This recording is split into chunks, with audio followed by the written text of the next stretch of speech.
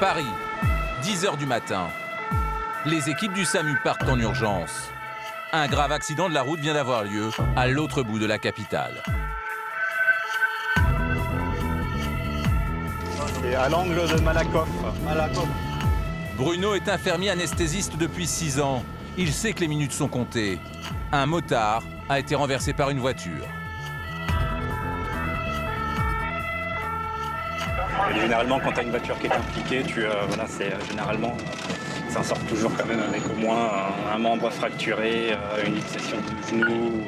Souvent, il y a quand même une petite fracture associée quand même. Sur place, les sapeurs-pompiers sont déjà au travail pour prodiguer les premiers soins. 10h05, Samy. Le motard, un homme d'une trentaine d'années, est conscient, mais il n'arrive plus à bouger ses jambes. Bruno doit déterminer la gravité des blessures. Bonjour monsieur. Bonjour. Ça va? Comment vous sentez-vous? Vous avez mal quelque part? Non? À part les hanches? Le pronostic vital n'est pas engagé, mais les secouristes craignent l'hémorragie interne. Bruno et les équipes du SAMU doivent au plus vite évacuer le blessé vers l'hôpital le plus proche. On ne bouge pas trop, on est... Tiens ma jambe là. Ouais, je le tiens, monsieur, je le tiens. Oh putain, bordel, j'ai mal. On va vous soulager, monsieur, d'accord? Le blessé évacué, les policiers commencent leur enquête pour déterminer les causes de l'accident. Sa moto est en miettes.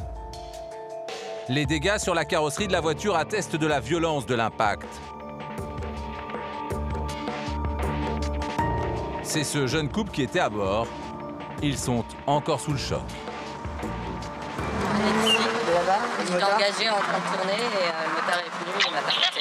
Vous passez au vert ou vous passez au rouge? Bah, j'étais au vert. Ouais. À quelle vitesse vous voulez? Je voulais une vingtaine de kilomètres/h. En tournée, on n'y a pas eu arriver, il est arrivé très vite. Je vais me mettre un peu, je suis désolée. Je suis un peu sensible, je pense que... Désolée. Selon le couple, c'est la vitesse du motard qui serait en cause. Une affirmation que les policiers vont devoir vérifier. Et pour cela, ils disposent d'un atout majeur. Une caméra de vidéosurveillance a filmé toute la scène. En attendant, le jeune conducteur de 26 ans est conduit dans les locaux du STJA, le service de traitement judiciaire des accidents. Il semble de bonne foi, mais avant d'être interrogé, il est tout de même placé en garde à vue, comme l'exige la procédure en cas d'accident grave.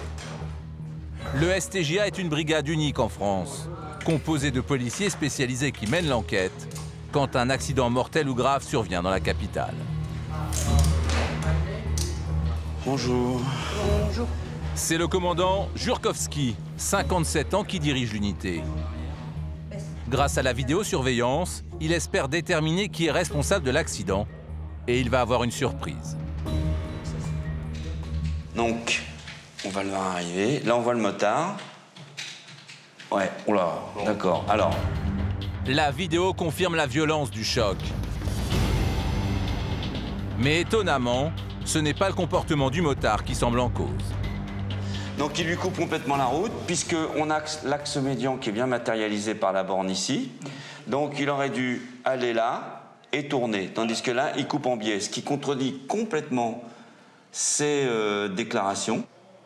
Moi, mon sentiment, il doit parler avec son ami dans l'habitacle. Il connaît bien les lieux puisqu'il l'emprunte assez régulièrement.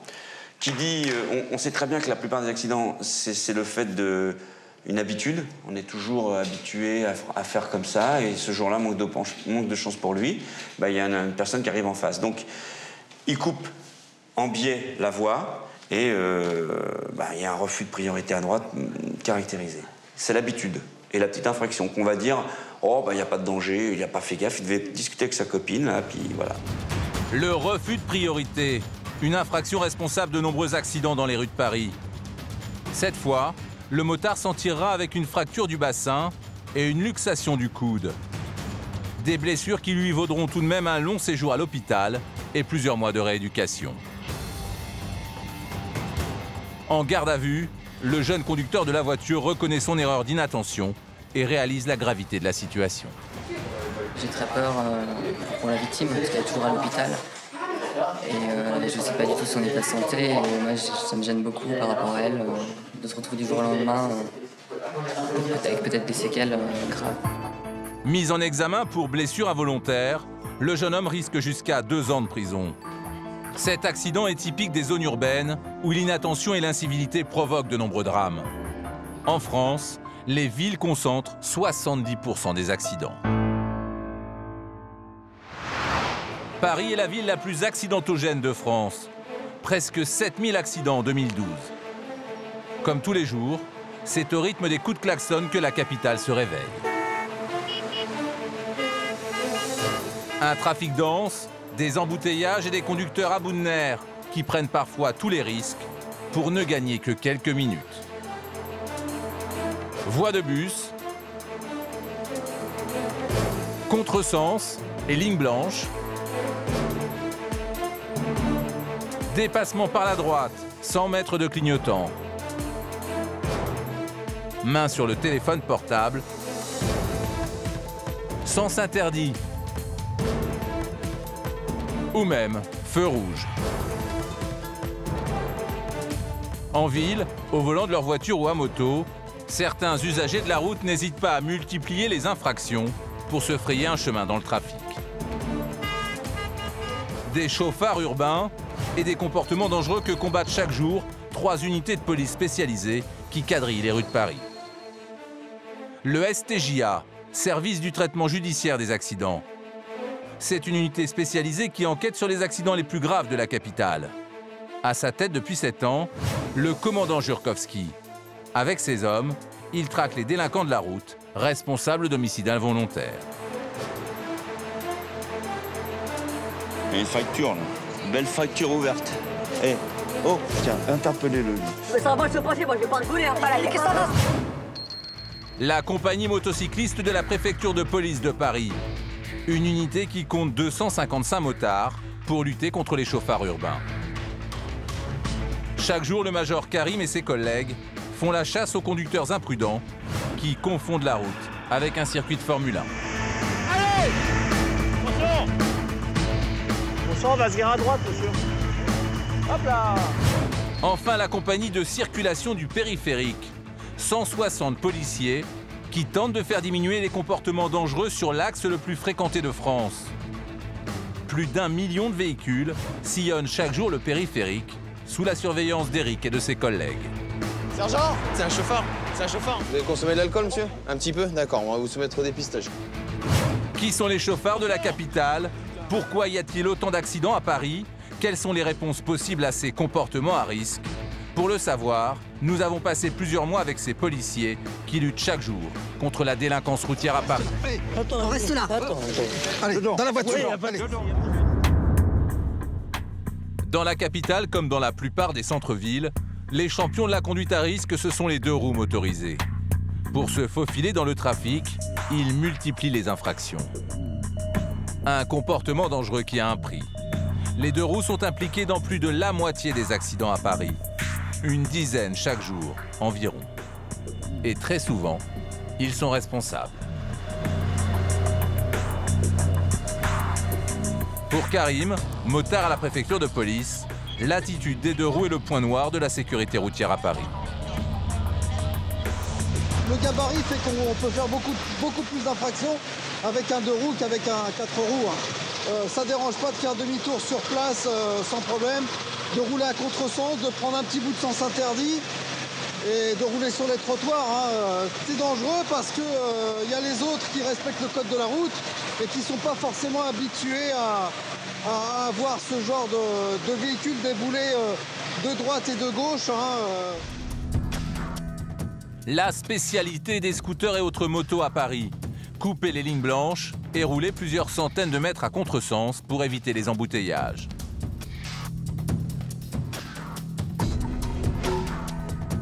Même la présence des policiers ne les arrête pas. Alors que Karim et son collègue patientent à un feu rouge, ce motard derrière eux, au blouson marron, tente de les dépasser par la gauche en empruntant la voie opposée. Mauvaise idée. Bonjour monsieur, vous n'avez pas l'impression qu'il y a quelque chose qui ne va pas? Non? Regardez où vous êtes. Ah ben voilà, vous avez fait rater mon bon virage. D'accord, venez par là monsieur, venez. Votre permis de conduire s'il vous plaît? J'ai pas compris ce que vous disiez là. Vous n'avez pas l'impression d'être à contresens? Sur la ligne, c'est pas... Moi qu'il faut regarder, c'est par terre monsieur. C'est pas... Votre permis monsieur, la carte grise et l'assurance. Il ne s'en est même pas rendu compte. Mais au moment du contrôle, le motard se trouvait tranquillement de l'autre côté de cette ligne blanche, à contresens. Ouais. Ici, c'est pas là, quoi. Une infraction qui paraît dérisoire, mais qui peut pourtant avoir de graves conséquences.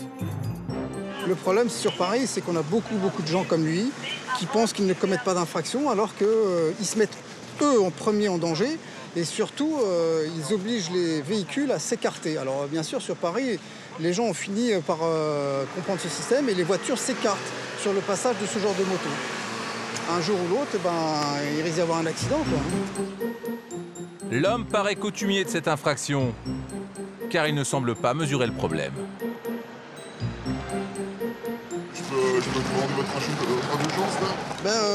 Une faute comme ça, est-ce que c'est une vraie grave faute ou Le code de la route, ça fait partie des infractions les plus graves. Si j'avais roulé à 80 km/h sur la route là, vous voyez bien, c'est pas la même chose. Les gens qui démarrent au feu, eux, ils n'ont plus leur fil. On est d'accord? Mais de toute façon, les gens qui démarrent au feu, moi j'attends qu'ils passent pour tourner à gauche. Mais vous êtes sur leur fil. Oh non. Ce que je trouve anormal, monsieur, c'est que vous n'arrivez même plus à vous arrêter un moment. Oh, vous avez deux motos de police. À quelqu'un, vous vous trompez là. J'ai marqué police, vous voulez un contresens. Qu'est-ce que vous voulez que je vous dise? Au revoir, monsieur. Le motard paiera une amende de 90 € et perdra 3 points sur son permis. Circulation à contresens, mais aussi dépassement dangereux. Zigzag au milieu de la circulation.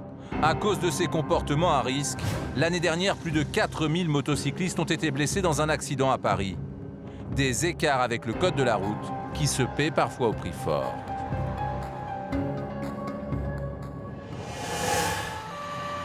Il est un peu plus de minuit. Afit, brigadier au STJA, le service du traitement judiciaire des accidents, vient de recevoir une alerte. Un conducteur de moto s'est grièvement blessé en doublant dangereusement un cycliste. Il serait entre la vie et la mort. Apparemment, donc, le cyclomoteur percute à l'arrière le vélo, chute lourdement et se blesse gravement. Donc, le SAMU est sur place, les sapeurs-pompiers sont sur place. C'est dans une petite rue animée du centre de Paris qu'a eu lieu l'accident. Trop pressé, le motard aurait perdu le contrôle de son deux roues en accélérant brutalement pour dépasser un vélo avant de faire une chute violente sur le bitume. Une fois sur place, Afit doit relever les indices pour expliquer les causes précises de l'accident. À l'arrivée des policiers, l'homme est en réanimation dans le camion des sapeurs-pompiers. Son état est critique. Le véhicule en super état, Pour le cycle vital engagé? Ouais. D'accord. Alors que les sapeurs-pompiers tentent de transférer le blessé dans le véhicule du SAMU, ce que les secouristes redoutent le plus se produit. Ouais. Le mec est en arrêt, ils sont en train de le sortir du truc des pompiers pour le ramener dans celui du SAMU. Hein. Ouais, le mec est en arrêt là. L'homme fait un arrêt cardiaque.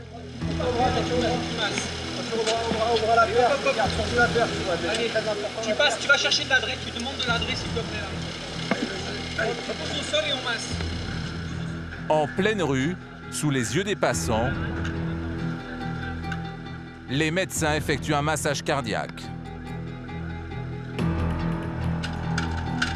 Au bout de quelques minutes, le cœur de l'homme repart, mais son pronostic vital reste engagé.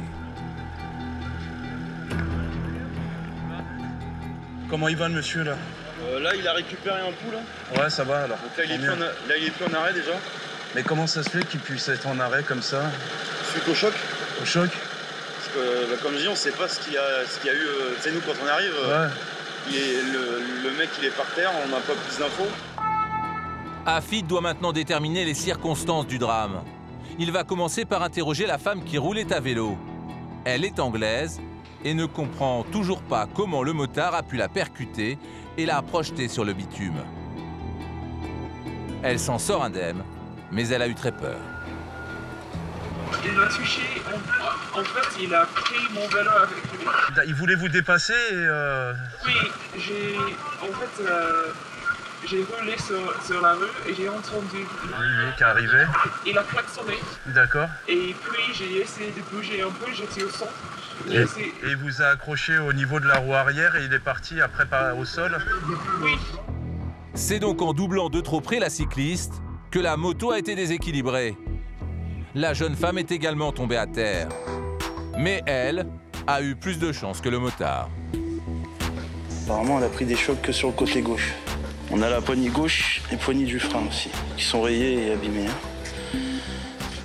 Sur le bitume, le policier va également relever des traces de frottement qui lui permettront de reconstituer le scénario de l'accident. Donc l'accident a pu commencer ici, vu les traces de ripage au sol. Donc on peut voir ici que ça a très bien frotté. Ensuite, les traces de ripage continuent ici et c'est terminé ici, puisqu'on est en présence de débris ici et de traces de ripage. Donc apparemment, le cyclomoteur a fini sa course ici. Une chute très violente, sur près d'une dizaine de mètres, avant de heurter un potelet anti-stationnement. C'est cet ultime choc qui aurait provoqué les blessures les plus importantes.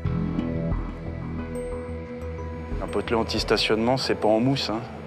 Comme vous pouvez le constater, c'est de la ferraille. Donc ça fait mal, très très mal. Quelques heures plus tard au commissariat, le brigadier Affit apprendra le décès du motard. À quelle heure? Il est mort. Tony, entre 3h et 3h10, décès du monsieur. L'analyse de son sang va révéler un taux d'alcoolémie de 0,89 mg par litre, bien au-delà de la limite légale de 0,5. Une forte consommation d'alcool et un comportement dangereux qui pourrait expliquer sa chute mortelle. En 2012 à Paris, 15 motocyclistes ont trouvé la mort dans des accidents de la circulation. Souvent en cause, leur mauvaise conduite, mais surtout les excès de vitesse. À la nuit tombée, certains motards prennent parfois les rues de la capitale pour un circuit de Grand Prix. Intercepter les deux roues en excès de vitesse est même devenu la spécialité de Luc, major à la compagnie motocycliste de Paris. La nuit, ça se rapproche des grands axes routiers. Il y a souvent des gens qui confondent Paris avec des nationales ou une départementale qui ont tendance à rouler très très fort. Hein. C'est très fréquent parce que comme les axes sont vraiment dégagés, les gens commencent à accélérer, ont tendance à accélérer hein, puisque c'est dégagé. Comme vous pouvez voir là, sur le boulevard Saint-Germain, il y a quasiment personne. Hein. Les feux sont synchrones, donc on a envie de rouler. Hein. Ce soir, Luc et son collègue partent surveiller le périphérique, l'axe le plus sensible de la capitale. 35 km de bitume où les chauffards s'en donnent à cœur joie. Là, on a vraiment les plus grandes vitesses pour des personnes qui roulent à 180-200 avec une circulation dense, des dépassements de véhicules par droite, souvent des queues de poisson, des retours prématurés. Donc, c'est sûr qu'il y a une prise de risque énorme, donc surtout pour les autres usagers. Hein. Ce soir, une nouvelle fois, Luc va devoir utiliser ses talents de pilote. Car après seulement quelques minutes de surveillance, sous les yeux des deux policiers, un motard passe entre les fils à grande vitesse. Allez. Les policiers se lancent immédiatement à sa poursuite. Le chauffard roule à plus de 160 km/h, plus de 2 fois la vitesse autorisée.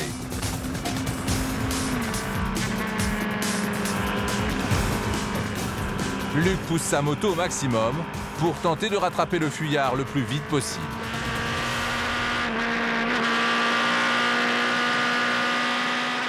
Un motard inconscient qui met en danger la vie des policiers et de tous les autres usagers.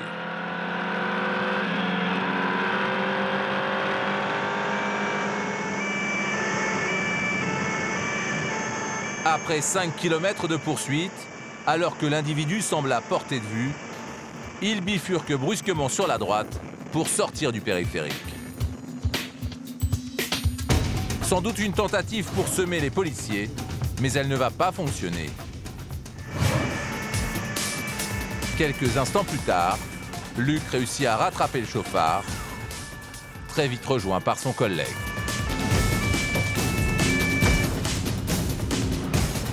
On sort, on va se garer à droite, monsieur. Hop là! Allez-y, monsieur, vous descendez de la moto, c'est la police, d'accord? Vous descendez de la moto et vous allez vous garer à droite, s'il vous plaît. Pris par surprise, c'est à pied que le motard termine sa chevauchée infernale. Vous nous avez pas vu arriver? Non. Je vous ai vu juste quand vous étiez là, je pensais que vous veniez de là, je me suis dit c'est bizarre, ils étaient personne derrière moi. C'est pas de chance quand même. Hein. Wow. Juste au moment où on arrive sur vous, vous sortez. Bah, c'est là où j'habite. Ouais. Ah, non mais quand même, avouez quand même que pour nous c'est pas de chance.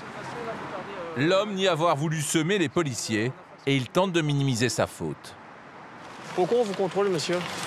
Parce que je vais trop vite, j'imagine. Bah j'imagine, c'est-à-dire que vous roulez à combien, monsieur, sur le périphérique? C'est bon, je vais mettre à... je sais pas. Allez-y, monsieur, dites un chiffre. 110, 120. 110, 120. Bon, nous, on se donne pas la peine d'arrêter quelqu'un qui roule à 110, 120, monsieur. Vous avez doublé au moins une cinquantaine de véhicules, faut arrêter.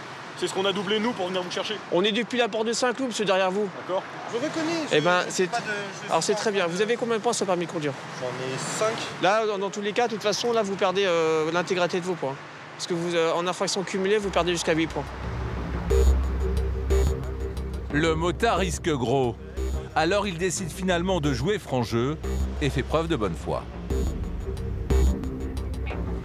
Monsieur, ça fait quand même beaucoup de choses, hein. Mais je sais bien, je suis en super tort. Qu'est-ce que vous voulez que je vous dise? Excusez-moi, je vais me prendre tous mes points, j'aurais plus de permis. Et voilà. Bah ouais, c'est votre faute, monsieur, c'est votre faute. Moi, j'y suis pour rien, c'est de votre faute, hein. Moi, je constate. Je roulais bien plus que 40 km/h au-dessus de la limitation, et même encore un peu plus d'ailleurs. Je devais être dans les 160, donc sur 100, pas sur 10 km, pas sur toute périph', hein, mais quand il n'y a pas grand monde sur une porte, bon bah voilà quoi, 160, c'est rien avec une moto comme ça. Une moto, ça monte à 300 là. Tant que je suis pas à 140, 150, on sent plus rien là. Maintenant, on peut pas le faire, c'est pas... Et ils ont raison. Le motard reconnaît son comportement irresponsable. Il s'en tire simplement avec une amende de 90 € pour dépassement par la droite qui va lui coûter 3 points et une autre du même montant pour vitesse excessive mais qui, elle, n'entraînera pas de retrait de points. Car en l'absence de radar embarqué, les policiers ne peuvent qu'estimer sa vitesse. Là, c'est une appréciation, hein, donc il n'y a pas de constatation par jumelle, donc on n'a pas de vitesse précise, puisque là, on constate par rapport au compteur des motos, par rapport au trafic de la circulation, donc il y a beaucoup de facteurs qui rentrent en compte. Hein, et donc, il n'y a pas de perte de points, justement, parce qu'il n'y a pas de vitesse constatée, de vitesse réelle. Si les policiers avaient été équipés d'un radar, l'homme serait reparti à pied, sans sa moto. Aujourd'hui, il ne perdra pas son permis de conduire. Son escapade ne lui coûtera que 200 € et 3 points. Je vous remercie quand même malgré tout. Mais... Voilà, bah, soyez prudent, monsieur. Et que la prochaine fois, bah, qu'on vous voit passer, puis qu'on vous dise, qu'on se dise... Vous m'arrêtiez pas. Bah voilà, qu'on se dise, bah ça vaut pas le coup de partir. Hein. Ça marche. En 2012 à Paris, les policiers ont intercepté plusieurs milliers de conducteurs de motos ou de scooters en excès de vitesse. Des chiffres alarmants qui inquiètent les pouvoirs publics. Pour tenter d'enrayer le phénomène, chaque année, les autorités organisent dans la capitale plusieurs dizaines d'opérations de sensibilisation ciblant les conducteurs de 2 roues motorisés.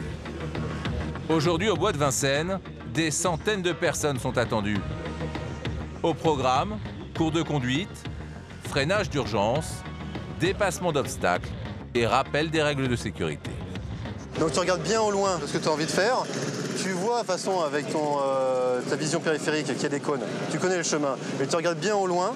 Et c'est à ce moment-là que tu fais la poussée sur le guidon, à droite, à gauche, et forcément, ça va s'incliner. On a vraiment des choses à réapprendre.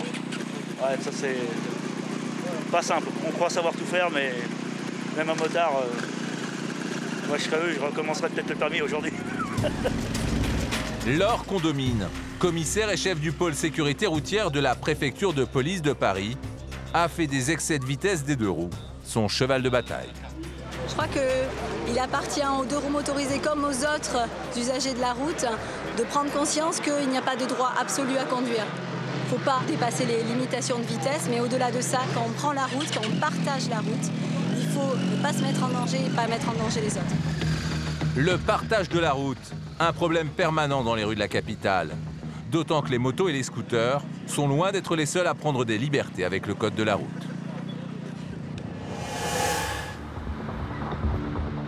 Depuis 5 ans, le nombre de cyclistes a augmenté de plus de 40% dans la capitale, notamment depuis l'explosion des Vélib. Des vélos à bas coût qui se louent à l'heure et dont les utilisateurs manquent souvent d'expérience pour circuler dans les rues. Comme Luc et Karim, Pierre appartient à la compagnie motocycliste de Paris. Mais avec Johan, ils travaillent en civil pour se fondre discrètement dans la circulation. Pour Pierre, les vélos et surtout les Vélib sont une difficulté de plus à gérer. Malheureusement, avec le développement énorme du Vélib, on a affaire à beaucoup de gens qui font du vélo quelquefois, je ne vais pas dire pour la première fois, mais en tout cas, ils n'ont pas l'habitude. Ils circulent un petit peu avec un équilibre assez précaire. Beaucoup prennent de liberté avec les feux, avec les priorités. À Paris, prendre des risques à vélo est devenu un sport très répandu. La spécialité des cyclistes, griller les feux rouges.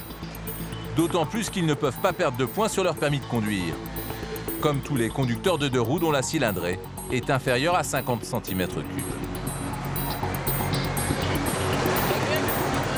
Ah, je vois. Justement devant Pierre, un vélo au comportement dangereux vient de griller un feu rouge. Et il ne va pas s'arrêter là. Ah, il se met en Amazon, pourquoi pas. Voilà, il lâche le guidon, il se met en Amazon et il fait du freestyle. Voilà. Un petit peu de gymkhana en vélo, c'est sympa. Avec la musique sur les oreilles, ça y est, il a fini son spectacle. Alors, faut pas me demander pourquoi il fait ça, mais je pense qu'il s'amuse. Là, il va contourner l'obstacle, contresens. Là, il est complètement à contresens de la circulation, jusqu'à la voiture. C'est celui qui va se pousser en premier. Un peu plus loin, le jeune homme va griller un 2e feu. Il n'est pas loin de provoquer un accident avec ses 2 scooters, avant de franchir un 3e feu rouge, quelques secondes plus tard. Alors effectivement, c'est l'accumulation de toutes ces situations dangereuses où vraiment on considère que le cycliste là, il abuse. On va pas tout de suite lui sauter dessus dès qu'il grille un feu rouge. Mais à partir du moment où il abuse, on l'arrête et puis on met fin à son spectacle. Pierre décide de l'intercepter. Bonjour monsieur. Bon, c'était très joli. Merci, vous avez fait en vidéo. Ouais. Par contre, forcément, ce que vous avez fait là, vous mettre en Amazon, les contournements d'obstacles, les lâchers de guidon, les feux grillés, les refus de priorité, les contresens. Contresens? Oui, juste là. Ah, de l'autre côté de la voie? Oui, c'est ça. Contresens jusqu'à la voiture, c'est à elle de se décaler. Si elle décide de ne pas se décaler parce que vous avez derrière le volant quelqu'un qui est buté et qui se dit rien à faire, c'est ma voie, je suis prioritaire. Il y en a qui sont capables de foncer. Vous avez raison. Vous en avez sûrement vu déjà qui... tous les jours. Parfois, vous avez fait des manœuvres, j'ai pas compris. Il y a un côté parc de jeu, quoi, finalement, pour vous, mais là, vous êtes dans le faux, je crois.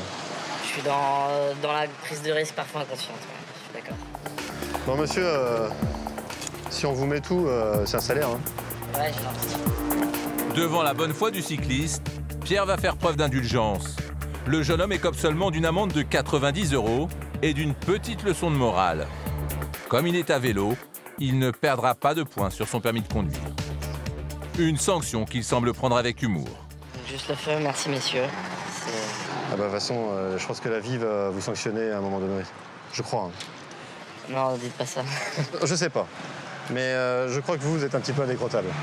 Je suis un petit peu? Indécrottable, là-dessus. Non. Si? Oh non, vous vous trompez sur moi. Je suis loin d'être indécrottable. On verra, j'espère qu'on ne sera pas amené à faire l'escorte de votre SAMU, hein, j'espère. J'espère franchement. Bon, soyez prudents quand même. Ouais. Vous m'escortez? C'est cela, oui. Les avertissements des policiers ne sont pas toujours suffisants. Chaque année, plus de 600 accidents à Paris impliquent des cyclistes. Parfois, avec des conséquences tragiques.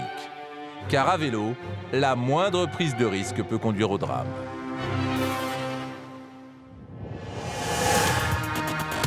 À l'autre bout de Paris, les équipes du service du traitement judiciaire des accidents, le STJA, viennent d'être appelées en urgence.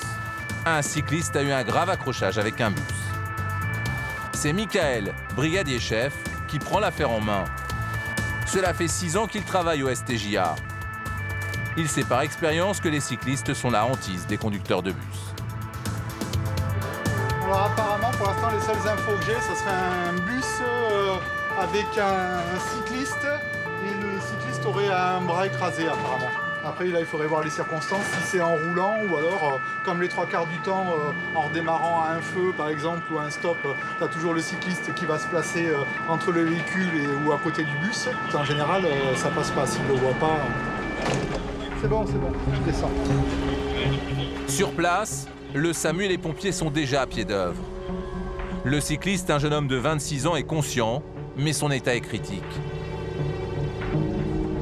Alors qu'il tentait de dépasser le bus par la gauche, il a chuté et son bras a été broyé par la roue arrière du véhicule.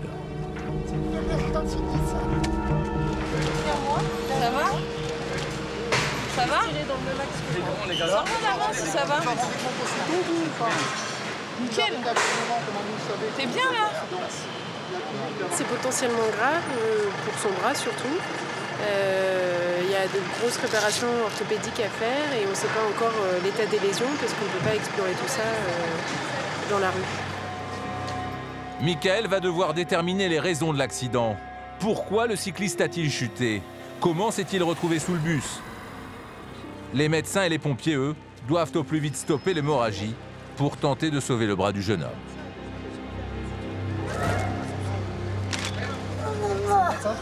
Ouais.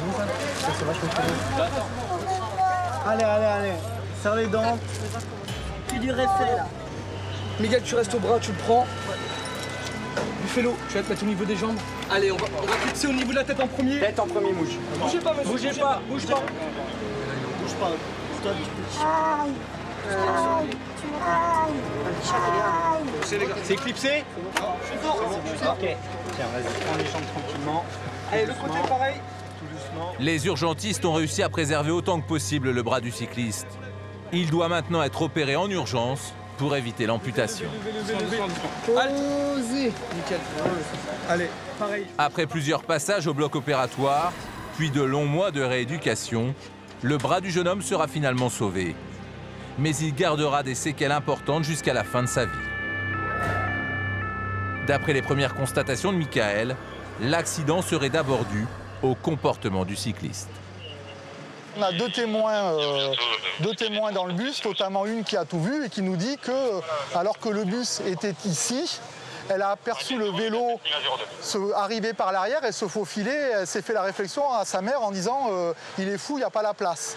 Donc en fait, le bus était déjà en train de commencer à aller tourner. Quand le vélo est arrivé, s'est faufilé. Le bus ne l'a pas vu entamer son virage et le vélo est passé dessous. Ça serait la responsabilité incombrée au vélo qui s'est faufilé entre les barrières et le bus alors qu'il n'y avait pas la place. C'est la roue arrière gauche du bus qui a écrasé le bras du cycliste.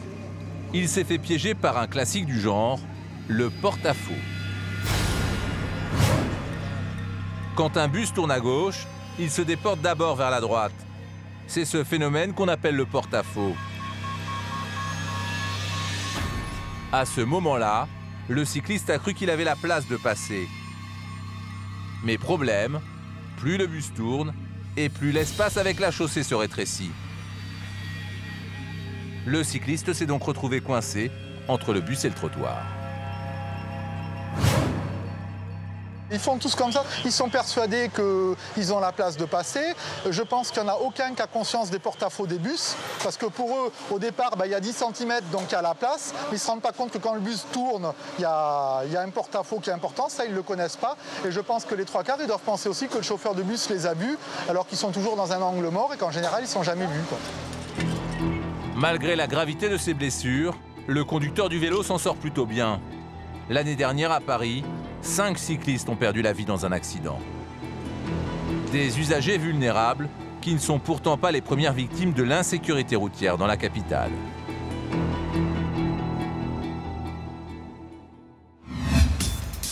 À Paris en 2012, près de 2000 piétons ont été impliqués dans un accident de la route et 18 ont trouvé la mort.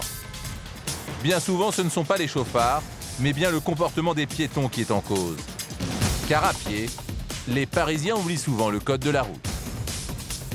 Circulation irrégulière en dehors des passages protégés, comme ces deux femmes. Ou non-respect du signal lumineux, comme ces personnes qui traversent alors que le petit bonhomme est rouge. Dans la capitale, les abus sont permanents. Un problème quotidien pour Karim, major à la compagnie motocycliste de la préfecture de police de Paris. Notre problème des piétons, c'est qu'ils sont vraiment inconscients des dangers. Ils déboulent entre deux voitures et effectivement, souvent ça se termine mal parce qu'ils regardent d'un côté mais ils ne regardent pas de l'autre. Et entre deux camionnettes par exemple, c'est impossible de les voir. Et c'est vrai que il y a de plus en plus de problèmes parce que les gens traversent vraiment n'importe où. Et surtout, ils ne regardent même plus. Ils sont avec leur téléphone, leur musique et tout. Et ils ne se rendent même pas compte de leur dangerosité. Surtout pour eux. C'est ma phobie. Et à Paris, même devant la police, certains piétons n'hésitent pas à forcer le passage. Eh oui, c'est pas un endroit pour traverser ça.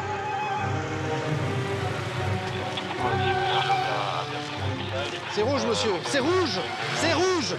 Oui, oui, bah oui. Pour ce genre de traversée irrégulière, l'amende est de 4 €. Peu dissuasive de la vie de Karim, qui se contente d'un simple rappel à l'ordre. Ça coûte plus cher de traiter l'amende que de récupérer l'argent, alors... D'après les statistiques de la préfecture de police de Paris, parmi les piétons les plus imprudents, une majorité d'enfants de moins de 15 ans et de personnes âgées. Ce sont les plus vulnérables, notamment face aux nombreux véhicules utilitaires qui empruntent les rues de la capitale.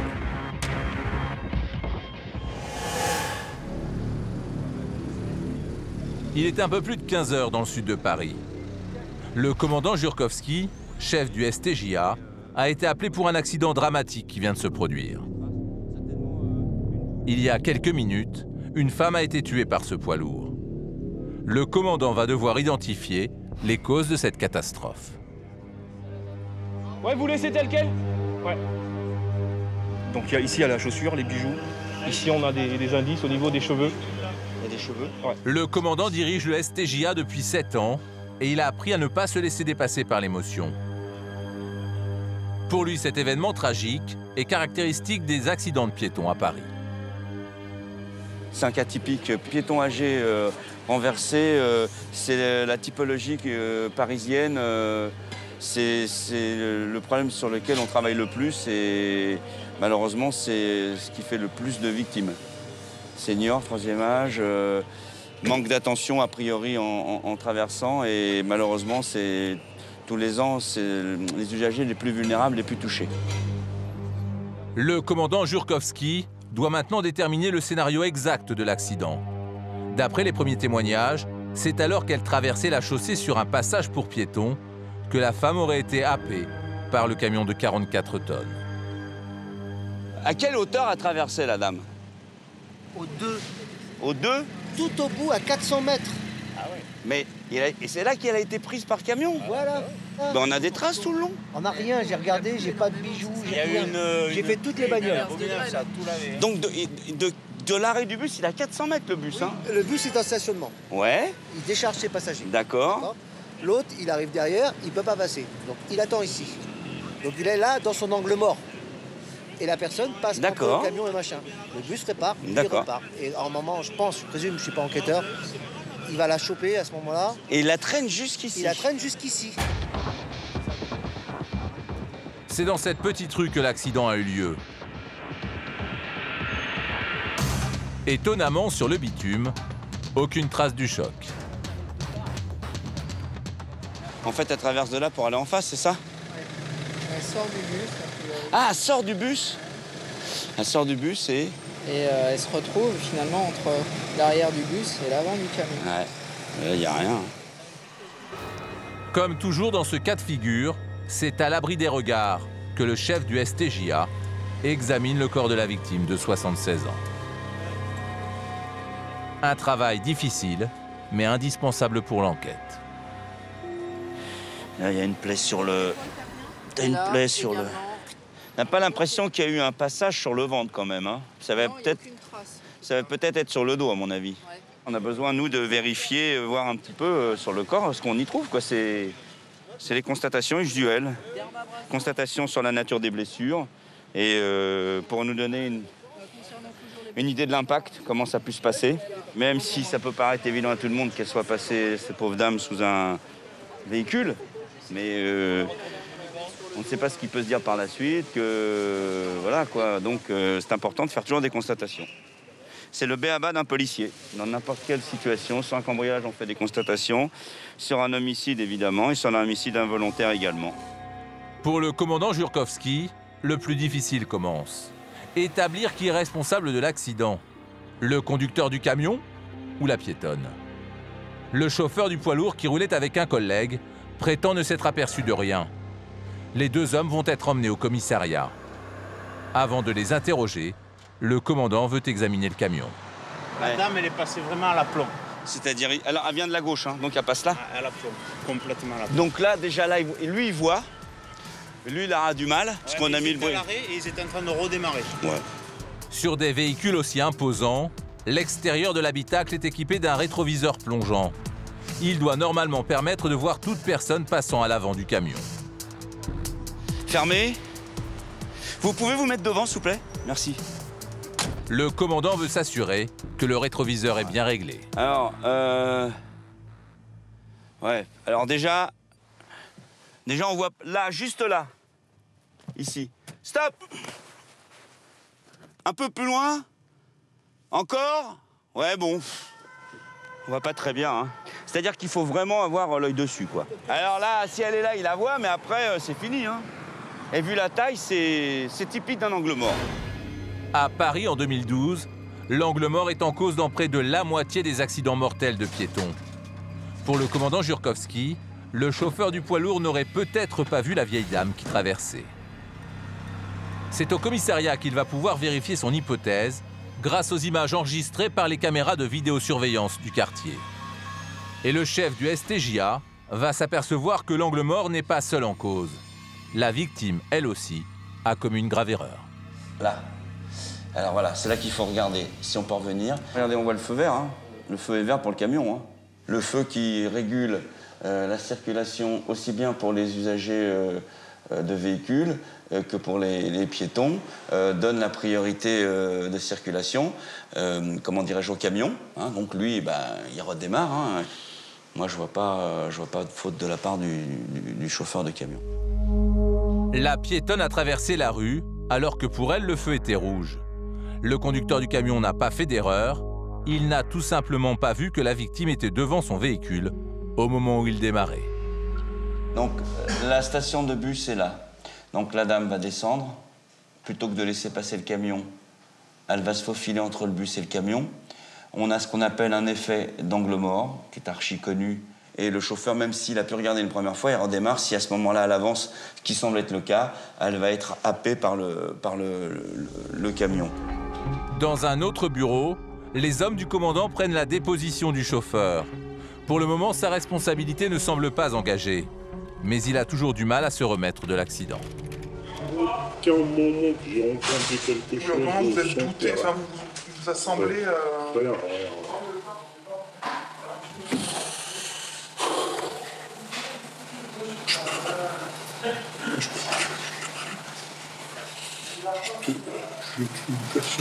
Je ne plairai jamais de ma vie. Le chauffeur sera relâché le soir même. Il attend aujourd'hui la décision du procureur quant à d'éventuelles poursuites.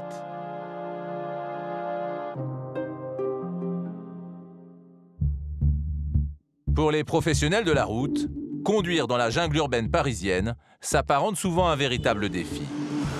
Et pour les conducteurs les plus pressés, comme les livreurs, c'est tous les jours une dangereuse course contre la montre. Toujours sous pression, certains n'hésitent pas à mettre en danger leur vie et celle des autres pour livrer leur colis à temps. Comme ce scooter qui va enchaîner feu rouge grillé, zigzag,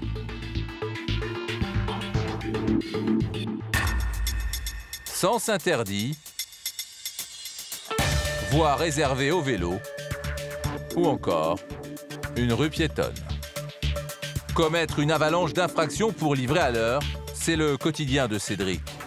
Pour faire du chiffre, sur son 50 cm3, il ne recule devant rien. Quand c'est vert, eh ben, c'est vert, et quand c'est rouge, ben, je passe. C'est la pression du travail. Il faut livrer en urgence. Pour livrer son colis, Cédric traverse une rue à contresens, coupe une ligne blanche, s'engage dans une voie réservée aux taxis, et pour finir, il va griller un feu rouge. En moins d'1 minute devant notre caméra, il vient de commettre 4 infractions. Une cadence infernale qui, selon lui, serait imposée par son patron et ses clients. Ah, on est bien obligé. Sinon, c'est viré. Le patron, il n'a pas le choix, le pauvre. C'est-à-dire, lui aussi, il est dans un cas comme moi. Et il peut perdre son client. Que voulez-vous? Il faut bien travailler, non? Gagner son pain, c'est le risque du métier. Quand je me lève le matin, je prends la porte et ben, je me pose la question, je me dis peut-être que je rentrerai pas ce soir. Tous les jours, on peut perdre notre vie. Tous les jours. Cet après-midi, Cédric va tout de même devoir ralentir un peu. Il a repéré de vieilles connaissances. À sa droite sur la moto, des policiers en civil surveillent d'un très mauvais œil sa conduite. C'est les amis de la police. Pas de quoi impressionner Cédric. En 10 ans de métier, il a appris à reconnaître les policiers en civil. Pour lui, c'est même devenu un jeu. Les 2 motards ont à peine disparu qu'il grille déjà un nouveau feu rouge. À Paris, les livreurs en 2 roues ne sont pas les seuls à commettre des infractions. En camionnette, certains professionnels rivalisent d'imprudence, comme ce véhicule qui double pied au plancher et à contresens une file de voitures sur une centaine de mètres. Un comportement d'autant plus dangereux que les vitres arrière de ces camionnettes blanches sont opaques. Les conducteurs ont donc une visibilité très réduite. Et pourtant, aucune formation n'est nécessaire pour conduire ces véhicules utilitaires de plus en plus puissants qui peuvent parfois peser jusqu'à 3,5 tonnes. Karim, motard à la préfecture de police de Paris, connaît bien le problème. Il doit régulièrement faire face à des livreurs trop pressés. Les livreurs, c'est un problème parce que ils sont soumis à une pression un petit peu de la part de leur patron pour faire les livraisons. Et effectivement, ils sont amenés à chercher à gagner du temps le plus possible pour faire leur travail. Ce qui occasionne souvent des fautes de conduite. Et la présence des policiers ne suffit pas toujours à empêcher ces infractions. Cet après-midi, ce livreur de fruits et légumes en camionnette blanche va en faire la démonstration. En se rabattant sur la voie de droite, il manque de percuter le collègue de Karim, à quelques mètres derrière lui. Voilà, lui, il regarde même pas, lui. Il a failli finir à l'hôpital. Il n'a même pas vu qu'il y avait le collègue à sa droite. Une erreur d'inattention sans doute, et heureusement sans conséquence. Mais Karim décide quand même de contrôler le chauffeur. Monsieur, bonjour. Vous éteignez votre moteur, s'il vous plaît. Vous me présentez votre permis de conduire. Oui, mais je vous ai pas vu dans le restaurant. Ah oui, c'est parce que je oui. c'est pas pour regarder dedans, vous m'auriez vu. Ah non, je vous ai pas vu. Eh oui, mais c'est pas parce que vous l'avez pas vu que vous avez le droit. Vous voyez ce que je veux dire? Ces véhicules de livraison ne possèdent pas de vitre arrière. Leurs conducteurs ont une visibilité réduite. Alors pour cette fois, Karim fait preuve d'indulgence. On ne le verbalise pas parce qu'on était vraiment... on roulait pas vite. Effectivement, à une vitesse plus élevée, ça aurait été beaucoup plus dangereux. Là, on était dans les embouteillages. On va lui faire un cadeau. Hein. De toute façon, s'il continue à rouler comme ça, il va y avoir droit un jour ou l'autre. Hein. Et même beaucoup plus vite que prévu. À peine reparti, le livreur va commettre une deuxième infraction sous le nez des policiers. Au démarrage, sur la file de gauche, il change encore de file, sans clignotant. Karim décide de l'arrêter à nouveau, mais cette fois, son ton est beaucoup moins compatissant. Monsieur, j'ai pas très bien compris là. Ça va pas bien ce matin? C'est votre conduite normale, ça? Quand vous êtes parti, vous avez mis le clignotant là pour vous dégager? Oh monsieur, en plus si vous nous prenez pour des imbéciles, c'est encore fait passer. Cette fois, le livreur n'y échappe pas. Il repartira avec une amende de 90 € et 3 points en moins sur son permis de conduire. Bah oui. La première fois, on voulait bien croire que ça n'allait pas. Mais là, si vous conduisez tout le temps comme ça, faut être calme, monsieur, au volant. Hein. Il faut arrêter. Hein. Oui, mais il faut arrêter. Oui. C'est de l'acharnement. Oui, c'est de l'acharnement. Sur des gens qui conduisent comme vous, oui. Conduite comme ça, ça engendre des problèmes par la suite. Parce que ça peut entraîner des accrochages qui dégénèrent. Monsieur est un peu nerveux. Karim est intransigeant pour une faute qui peut paraître minime. Mais il sait d'expérience que ces camionnettes de livraison conduites par des chauffeurs imprudents peuvent devenir des armes mortelles.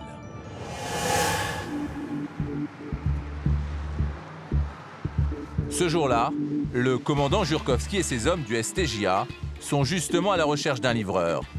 Il a commis un acte irréparable dans cette petite rue du centre-ville. Donc elle habite là et donc ça se passe là. Et le gars fait la marche arrière de là-bas. Alors qu'il effectuait une marche arrière pour gagner du temps, le livreur avec sa camionnette blanche a renversé une femme de 85 ans. Il a aussitôt pris la fuite, sans appeler les secours. Grièvement blessée, la femme est décédée 3 semaines plus tard. Donc on aurait un homicide involontaire aggravé donc qui fait une marche arrière, donc une manœuvre interdite, plus le délit de fuite. C'est assez grave, oui, c'est même très grave. Un témoin de l'accident est parvenu à relever une partie de la plaque d'immatriculation de la camionnette blanche. Une information précieuse, mais insuffisante. Pour retrouver le livreur, le commandant mène donc l'enquête sur le terrain. Pendant plusieurs semaines, il va contrôler tous les véhicules de livraison du quartier à la recherche de nouveaux indices. Tiens, on va discuter avec lui 2 minutes. Monsieur, vous avez livré ce jour-là? Je suis là pratiquement tous les jours, mais je ne me rappelle pas si j'étais là ce jour-là ou pas. Il y a une probabilité que vous avez livré ce jour-là. Personne ne vous a parlé d'un accident Non, justement, j'étais étonné. D'accord. Du tout. Très bien. T'as pris l'adresse et le nom de la société? A priori, ce livreur ne correspond pas au profil recherché. Mais le commandant ne veut négliger aucune piste. Tiens, regarde. Tiens, interpellez-le. Quelques minutes plus tard, une nouvelle camionnette attire l'attention des policiers. Son conducteur vient de remonter la rue en marche arrière. Une infraction qui rappelle étrangement les circonstances de l'accident mortel. Faut jamais rien laisser au hasard. Si on laisse au hasard quelque chose quand on est policier, on n'a rien compris au film. Faut aller jusqu'au bout de le moindre détail, la moindre chose. Après vérification, ce livreur n'était pas présent sur les lieux le jour de l'accident. Mais l'acharnement du chef du STJA va finir par payer. Quelques jours plus tard, ces hommes repèrent au même endroit une camionnette qui pourrait correspondre au véhicule recherché. Ils l'ont prise en photo. Au commissariat, le commandant a enfin le sentiment d'être sur une piste sérieuse.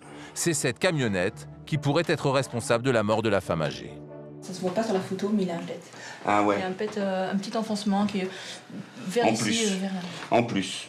Et en plus, la plaque d'immatriculation donc correspond à part le CCA. Les numéros partiels qu'on a correspondent effectivement. CA et WW. Le propriétaire du véhicule est un jeune homme d'une trentaine d'années, connu des services de police pour trafic de stupéfiants.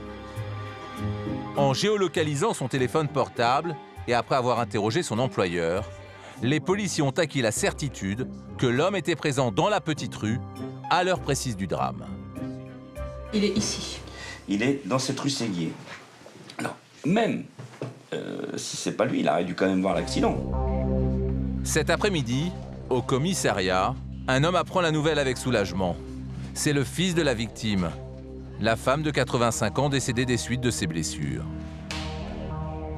Il vient déposer plainte avec l'espoir de connaître enfin la vérité sur cette affaire. C'est pas la vengeance, ma mère va pas revenir en vie, mais c'est une partie de ce processus un peu de deuil et aussi de faire que ça ne se reproduise pas. Ce sont des choses qui sont quand même très graves de renverser et surtout de partir. Je veux dire, il serait resté, bon, ça arrive à tout le monde de faire des bêtises, ça arrive à tout le monde d'avoir un moment d'inattention. Mais ce délit de fuite, c'est quelque chose qui est très cruel. Pour confirmer que la camionnette repérée est la bonne et consolider son dossier, le commandant a convoqué le témoin qui a assisté à l'accident. Il s'est porté au secours de la victime quelques secondes seulement après le choc. Elle était allongée par terre, elle pouvait pratiquement pas bouger, elle avait du mal à respirer. Bon, après, quand les pompiers sont arrivés, qu'ils ont essayé de la réanimer ou quoi que ce soit, elle a essayé de se lever et les pompiers lui ont dit non, non, vous bougez pas, restez allongée, et ceci, cela. Et puis bon, le visage, elle était carrément raflée, défigurée, là, de tout le côté gauche. Quoi. Impressionnant. Le chef du STJA va maintenant montrer aux témoins plusieurs photos de camionnettes de livraison prises au hasard. Le témoin va-t-il reconnaître le véhicule suspect parmi les autres clichés? Allez, je vous laisse regarder. Pour le policier, ce serait une preuve supplémentaire.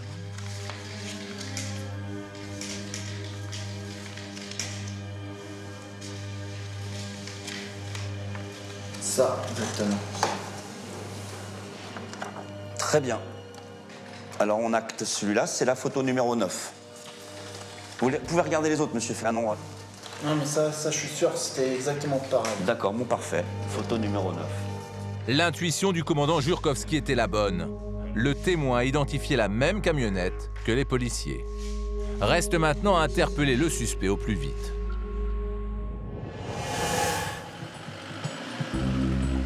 Le lendemain matin, 5 heures, au commissariat. Tony Brigadier va superviser l'opération. Avec Afit et un autre collègue, ils ont prévu de cueillir le suspect sur son lieu de travail. L'homme a déjà fait de la prison. Les policiers disposent donc de son portrait.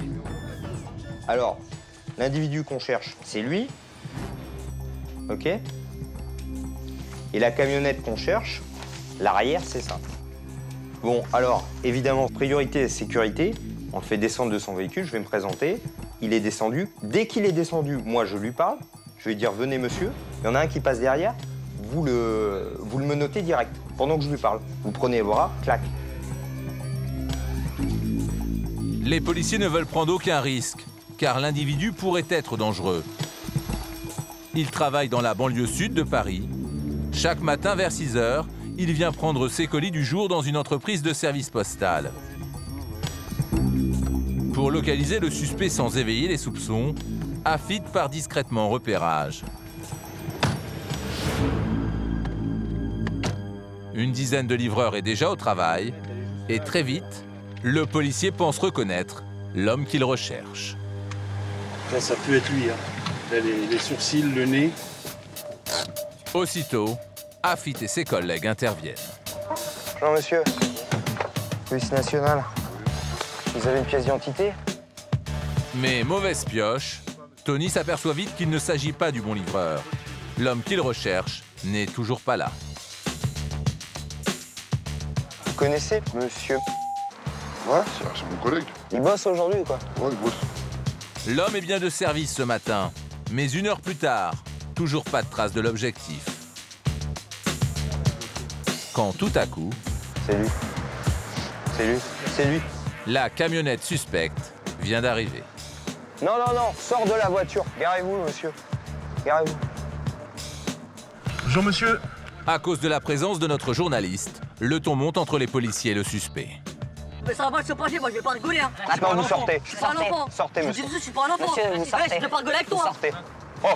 Je vais pas rigoler avec toi. Hein. Voilà. Tac. Voilà. Oui, tout doucement. On fait ça tranquillement. Monsieur, vous avez une pièce d'identité sur vous? Qu'est-ce que ça va? Je vais pas rigoler avec toi. Il est où votre permis? Il est sur moi, mon permis. Il est où? Dans quelle poche? J'ai tout sur moi, j'ai mon permis. Ne vous inquiétez pas, j'ai tout. J'ai mon permis sur moi, ne vous inquiétez pas, monsieur, j'ai mon permis. Dans quelle poche? Je sais pas, dans la poche arrière, je pense. Poche arrière. Voilà.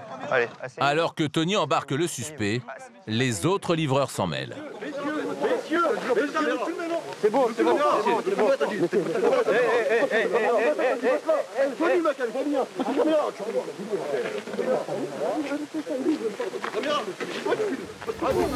Les hommes du STJA parviennent finalement à évacuer l'individu. Direction le commissariat pour son audition. Pour un homicide involontaire aggravé d'un délit de fuite, l'homme risque jusqu'à 7 ans de prison. Alors malgré la présence de son avocat, il joue l'arrogance et nie les faits. Je me rappelle pas, c'est tout, je me rappelle pas. Voilà. Vous me parlez d'un truc d'il y a 2 mois, vous me parlez d'un téléphone, comment ça se fait. Vous me posez des questions, mais franchement, vous êtes forte. Hein. Ah ouais, vous me posez des questions sur mon téléphone, comment ça se fait, vous êtes là un tel jour. Okay. Franchement, c'est une question à 2 balles. Okay. Voilà. Moi, je réponds pas à ça. L'homme va nier pendant toute l'audition. Mais les enquêteurs disposent de preuves accablantes. La géolocalisation de son téléphone portable, les dépositions de son employeur et les déclarations du témoin oculaire. Acculé, le livreur finira par avouer quelques heures plus tard dans le bureau du procureur. Pour le commandant, c'est une victoire. Au téléphone, il annonce la bonne nouvelle au fils de la victime. Je vais bien, merci, et d'autant plus que j'ai une nouvelle assez importante pour vous, puisque, enfin, dans mon fort intérieur, nous avons interpellé l'auteur de l'accident involontaire qui a causé le décès de votre maman. Oh, bah, c'est un très très beau travail que vous avez fait. En tout cas, commandant, on en est, je vais dire, tous très, très reconnaissants, vraiment. Bon, au revoir, commandant, merci encore. Ça fait plaisir parce que, également, dans ce type d'affaires, les gens ont des difficultés à faire leur deuil, puisque, bon, qu'est-ce qui s'est passé, comment... Et ça, c'est très important pour nous, justement, de pouvoir expliquer.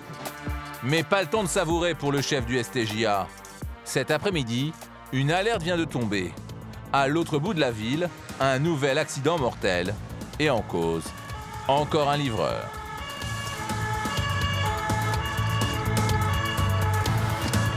Il est près de 16 h sur l'axe le plus fréquenté de la capitale, le périphérique. La circulation est au ralenti. Dans ce tunnel, une collision vient d'avoir lieu entre 2 véhicules, ce scooter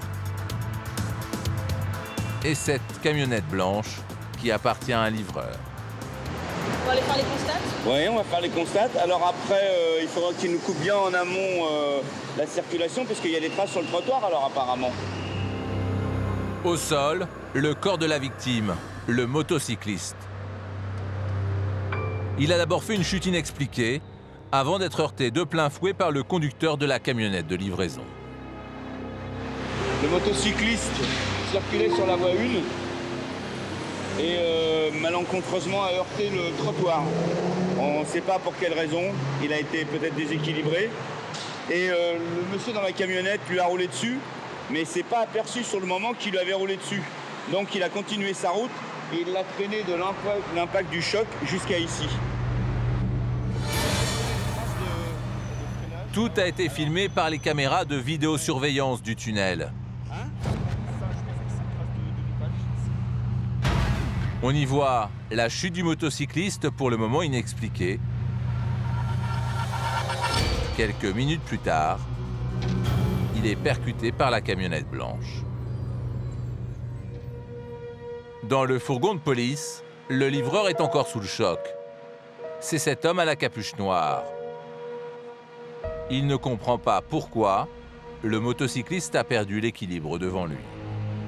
Comment ça s'est passé? Il a été désarçonné, il a été... Je ne l'ai pas vu perdre le contrôle. D'accord, il n'a pas vu perdre le contrôle. Ce que j'ai vu, c'est que le scooter, il s'est retrouvé devant moi, là. D'accord. Et il a perdu le contrôle là, il s'est retrouvé là devant moi.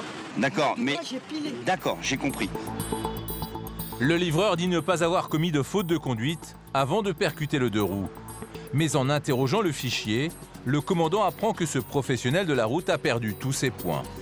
Son permis de conduire a été annulé. Il n'aurait donc jamais dû être au volant de sa camionnette au moment du drame. Pour lui, c'est grave, oui, c'est grave. Si on vous donne une sanction, c'est que pour vous évitiez de la réitérer.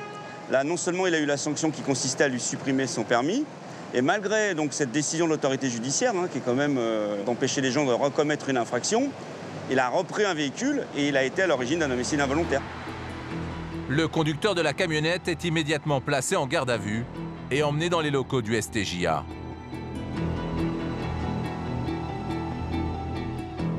Au commissariat, les policiers espèrent obtenir de nouveaux éléments sur les circonstances de l'accident, grâce aux images prises par les caméras du tunnel.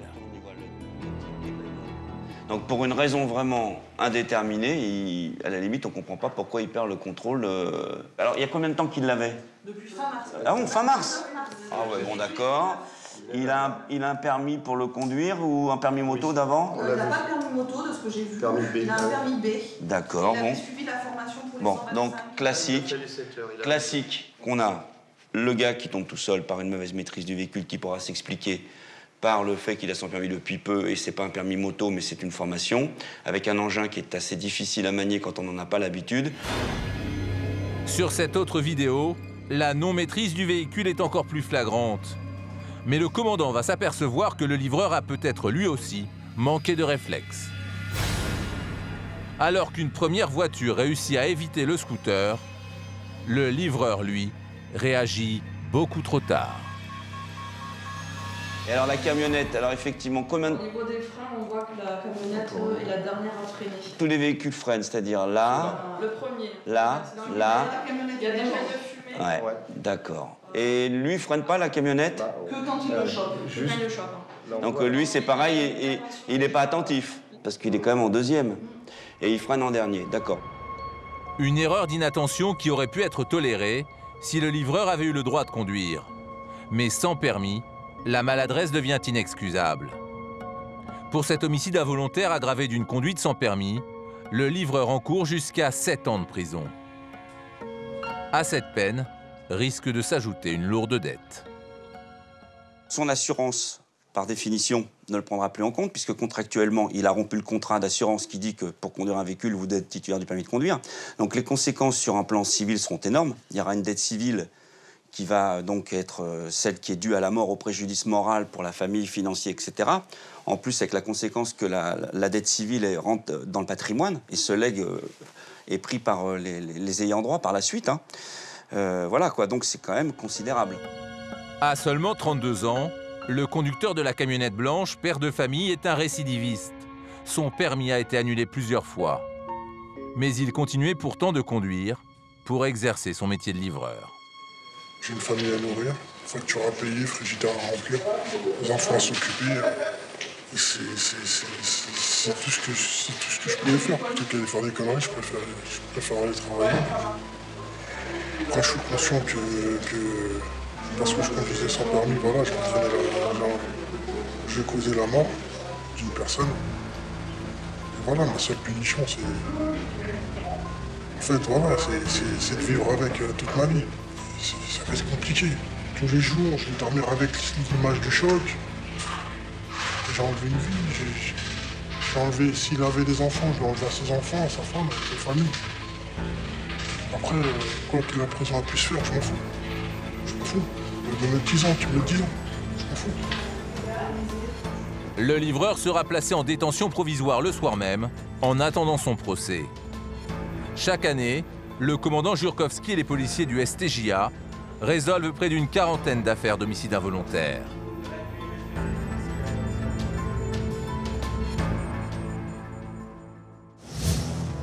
Mais à Paris, les forces de l'ordre ne peuvent pas être présentes à chaque carrefour pour lutter contre les délinquants de la route. Alors depuis quelques mois, la police parisienne dispose d'un outil dernier cri contre les chauffards, la vidéoverbalisation. La capitale compte plus de 1000 caméras qui quadrillent l'ensemble de la ville. Sur certains axes, elles sont désormais utilisées pour lutter contre les comportements dangereux des chauffards. C'est à la préfecture de police que se trouve le QG, qui centralise les images de toutes les caméras. Fabien, lieutenant, est le responsable de l'unité. Bonjour. Sous ses ordres, 4 policiers se relaient aux manettes des caméras de vidéosurveillance.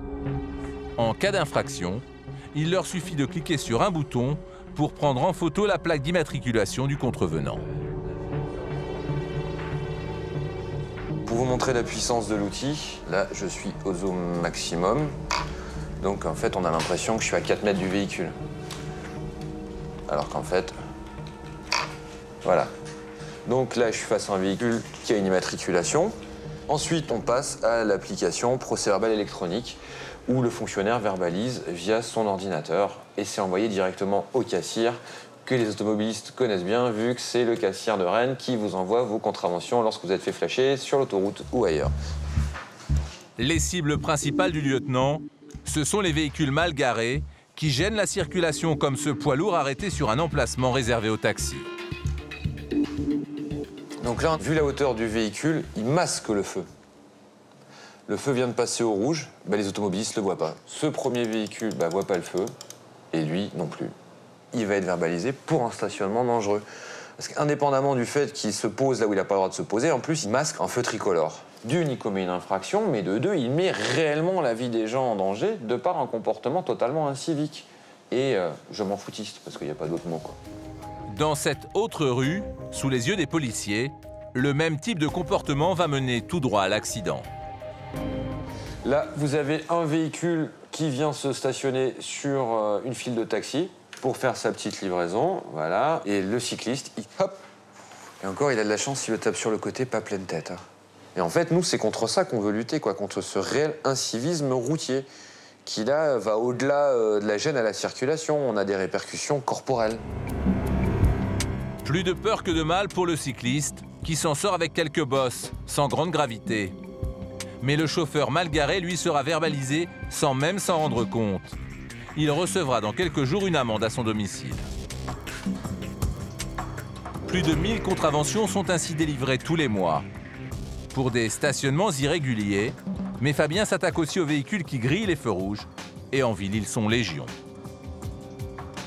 Donc, on a des mouchards sur les feux, enfin ce que nous on appelle des mouchards. Donc là, comme vous pouvez constater, le feu, il n'est pas orange.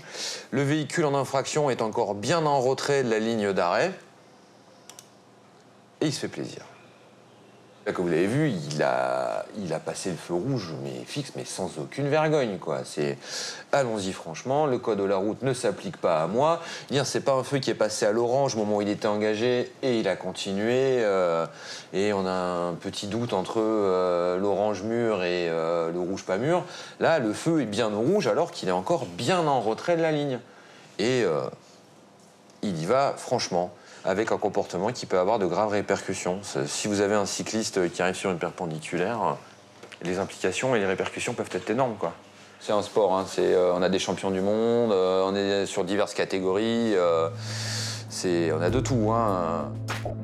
Certains Parisiens vont même jusqu'à griller des feux en roulant à contresens, comme ce véhicule. Pour le non-respect du feu rouge, la sanction est une amende de 90 €. En revanche, pas de retrait de points sur le permis de conduire, car pour le moment, la loi ne le permet pas. La vidéo-verbalisation est encore au stade expérimental sur 13 grands axes parisiens. Mais les autorités entendent bien développer le concept à l'ensemble de la ville. Avec toujours le même objectif, lutter contre ces petites infractions qui paraissent sans gravité, mais qui causent pourtant chaque jour près d'une vingtaine d'accidents dans la capitale. Dépassement par la droite, en empruntant une voie de bus, changement de fil sans clignotant, ou encore feu rouge grillé et zigzag dangereux. À Paris, ces comportements inconscients sont devenus une banalité, mais pour les forces de l'ordre, c'est un combat quotidien. Et à la nuit tombée, les policiers redoublent de vigilance, car à ces petites infractions vient parfois s'ajouter la consommation d'alcool et de produits stupéfiants. À Paris l'année dernière, près de 400 accidents impliquaient des conducteurs ivres. Pour lutter contre la consommation d'alcool au volant, les policiers organisent régulièrement des contrôles dans le centre de la capitale. Nous sommes vendredi soir, à l'heure des sorties de discothèque. Fais avancer, fais avancer. Avancez. Cette nuit, Karim de la compagnie motocycliste est de service. Bonsoir, éteignez votre moteur s'il vous plaît. Vous avez consommé de l'alcool ce soir? Un petit peu? Un petit peu beaucoup peut-être, non? Il est 4 h du matin, le barrage est en place depuis moins d'1 heure et déjà plusieurs individus viennent d'être contrôlés positifs à l'éthylomètre. Ils dépassent la limite autorisée de 0,5 g d'alcool par litre de sang. Bon, c'est des taux qui vont de 0,56 à 0,73. C'est des taux moyens. Avant, on avait vraiment régulièrement des taux proches de 1 g. Et depuis quelques années, on est plus proche des 0,50 que des 1 g, quoi. C'est tant mieux pour tout le monde. Et les gens finissent par comprendre. Si la majorité des Parisiens semble plus raisonnable avec l'alcool au volant, Régulièrement, Karim et ses collègues doivent faire face à l'agressivité des conducteurs ivres. Comme les occupants de cette voiture, qui se sont garés précipitamment quelques dizaines de mètres avant le barrage de police, pour éviter le contrôle. Tu rigoles ou quoi? Mais tu rigoles toi ou quoi? Le conducteur refuse de descendre de son véhicule pour souffler dans l'alcotest. Je vous ai pas mal parlé, je vous ai pas manqué de respect. J'ai pas le droit de vous répondre. J'ai pas le droit de vous répondre. Bah non, monsieur, on vous doit. Mais bah alors vous êtes au-dessus de la loi. Mais très bien, mais fais pas ce métier-là si on te répond pas. Fais pas ce métier-là. On vous demande de nous suivre. Tu vas pas me la jouer. C'est clair ou quoi? Vous allez pas me la jouer, monsieur. Bon, on va vous faire souffler là, Si on joue le côté intellectuel, croyez-moi, vous allez perdre. Ça veut dire directement. quoi, c'est qu'on est des cons, c'est ça? Ah, je vous ai rien dit. J'insinue rien, je dis rien. On va venir avec un éthylot. Ah non, on arrive, hein, t'inquiète, on va pas te laisser. Les mecs qui se garent comme ça, qui assument pas, qui picolent, t'inquiète pas, on va pas les louper. Quand les gens ont bu, de toute façon, ils ont plus toute leur lucidité, ils n'ont pas vraiment de discernement, donc ils s'enlisent dans ce qu'ils essaient de nous donner comme explication. Voilà, ça met des plombes à se régler. Quelques minutes plus tard, d'autres policiers arrivent. À force d'insistance, l'individu finit par obtempérer, mais avec beaucoup de mauvaise volonté. Thierry, soufflez. Oui, un souffle long et régulier. Donc si vous soufflez pas, on va vous emmener. Voilà. Point final. C'est ça? Bien sûr. Évidemment, de la façon vous faites. Vous dites pas comment souffler. Ah, parce qu'il faut s'expliquer comment souffler. Bah oui, parce que j'ai pas l'habitude. Oh là là, bah dites donc. Ça peut vous paraître étonnant, mais j'ai pas l'habitude. Ah bon? Bon, allez. C'est bizarre. Encore. Faut 8 poumons, quoi. Oui. Voilà, vous êtes positif, donc monsieur, vous nous suivez. Voilà. Les policiers ne s'étaient pas trompés. À l'éthylomètre, le taux d'alcoolémie de ce conducteur est de presque 1 gramme par litre de sang, 2 fois la limite autorisée. Ce soir, le jeune homme terminera sa nuit au poste, en cellule de dégrisement. Il risque de perdre son permis et jusqu'à 2 ans de prison. Allez, monsieur, vous venez là. Chaque année à Paris, près de 7000 conducteurs sont contrôlés positifs à l'alcool. D'autres multiplient les risques en consommant également des produits stupéfiants, sans mesurer qu'ils mettent alors leur vie et celle des autres en danger. Quelques heures plus tard, Eric, gardien de la paix à la compagnie du périphérique depuis 2 ans, est appelé en urgence pour un grave accident. Alors là, on part sur un accident de circulation. On aurait un véhicule sur le toit au milieu du périphérique. Pour l'instant, on n'a pas plus d'infos, donc on va aller voir sur place ce qu'il en est et s'il y a des blessés. Sur le toit, on ne le fait pas tous les jours, mais ça arrive quand même régulièrement. Les gens roulent un petit peu trop vite le dimanche matin. Ils font pas attention, ils sont pas forcément dans leur état normal. Ils ont fait la fête le samedi soir, donc positif à l'alcool ou même positif aux stupéfiants. Donc, comme on connaît l'effet que l'alcool a sur la conduite, ça nous donne des choses comme ça régulièrement. Ce dimanche matin, le choc a été particulièrement violent. 2 voitures se sont percutées à vive allure. L'une a fait un tonneau, l'autre s'est encastrée dans le terre-plein central. Un accident spectaculaire, mais aussi incroyable que cela puisse paraître. Les dégâts semblent surtout matériels. Sergent! Bonjour, c'est vous le chef des opérations de secours? Oui, c'est moi, ouais. Qu'est-ce qu'on a? 2 VL qui ont cartonné avec une sur le toit, mais il n'y a rien. Y a pas de blessés? Non. Il y en a 2, mais enfin léger, quoi. Pas de blessés graves. Ah, pas de blessés graves, ok. Les 2 automobilistes ont été pris en charge par les pompiers. Le conducteur qui a fait un tonneau dans sa voiture grise s'en tire miraculeusement avec quelques éraflures. C'est cet homme, allongé, d'une 60aine d'années. Au moment du choc, il se rendait à une manifestation sportive. Qu'est-ce qui vous est arrivé? Je sais pas, j'ai été touché à l'arrière et après je me rappelle pas parce que j'avais pas braillé la voiture. D'accord. Un peu élevé. Vous n'avez pas consommé d'alcool, non? Si vous allez au marathon. D'accord. Vous étiez attaché, monsieur? Comment? Vous étiez attaché à la ceinture? Oui, heureusement. Il y a l'airbag qui a fonctionné? Regardez la voiture. L'homme affirme n'avoir pas changé de trajectoire et avoir été percuté par l'arrière, ce qui signifierait que le responsable de l'accident serait l'autre conducteur. Mais pourtant, lui aussi conteste être à l'origine de l'accrochage. Bonjour, vous n'êtes pas blessé? Si. Qu'est-ce que vous avez? Au niveau de la jambe, qu'est-ce qui s'est passé, monsieur? Bah, c'est que je roulais un petit peu vite. Oui. Vers 90, 100. Oui. Donc plus vite que 80, ça c'est clair, c'est ce que j'étais en train d'expliquer aux pompiers. D'accord. Quand on voulait la face, hein. Et que le mec il m'a découpé, quoi. Lequel mec? Bah, je peux même pas vous dire, il m'a découpé. J'ai senti une voiture qui m'a découpé. Les explications de ce conducteur ne sont pas très convaincantes, ni très claires. Et Eric va découvrir qu'il n'est pas tout à fait dans son état normal. Vous avez consommé de l'alcool, monsieur?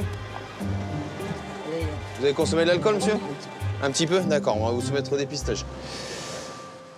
Consommation d'alcool, vitesse excessive, et quelques minutes plus tard, le chauffeur de la voiture bleue va en plus avouer qu'il a fumé du Des éléments qui mettent clairement en cause sa responsabilité dans l'accident. C'est en se rabattant précipitamment sur sa droite qu'il aurait percuté l'arrière de la voiture grise. Cocktail détonnant. Les gens réagissent moins vite, ils font pas attention, ils roulent au-dessus de leurs limites, ils roulent plus vite. Donc forcément, dès qu'ils sont pas tout seuls ou dès qu'il y a un obstacle, ils ont pas les mêmes réflexes, donc bah, voilà ce que ça donne. À Paris en 2012, près de 1000 conducteurs ont été contrôlés positifs aux produits stupéfiants. Un phénomène de plus en plus inquiétant dans la capitale. Eric décide d'examiner les carcasses des voitures pour tenter de déterminer le scénario exact de l'accident. On va prendre les dégâts sur les véhicules, les traces de peinture, les traces de choc qu'on peut trouver sur les véhicules qui peuvent nous aider pour déterminer les circonstances de l'accident. Ces constatations vont vite confirmer la conduite dangereuse du conducteur sous l'emprise de l'alcool et du Il est à quelle vitesse? Il est en 4, 5. Et en 5e. 5e, donc il n'allait pas 80 km/h. Hein. Non, il me l'a dit. Il me dit, j'étais à 90-100. Sur l'autre véhicule, les traces du choc accablent également le conducteur de la voiture bleue. Bon, en fait, quand on regarde, on a les traces de peinture. Lui, il a dû se rabattre un peu précipitamment. Il l'a touché, il l'a envoyé valdinguer, et puis lui, il est parti en tête à queue parce qu'il arrivait trop vite. L'examen toxicologique du conducteur de la voiture bleue va confirmer la consommation de drogue et révéler un taux d'alcoolémie de 1,30 g par litre de sang, presque 3 fois la limite autorisée. L'homme est un récidiviste, il a déjà perdu son permis 3 fois pour des raisons similaires. Il encourt donc plusieurs mois de prison et son assurance risque de refuser le remboursement des dommages causés. C'est un chauffard. Moi, j'ai des enfants.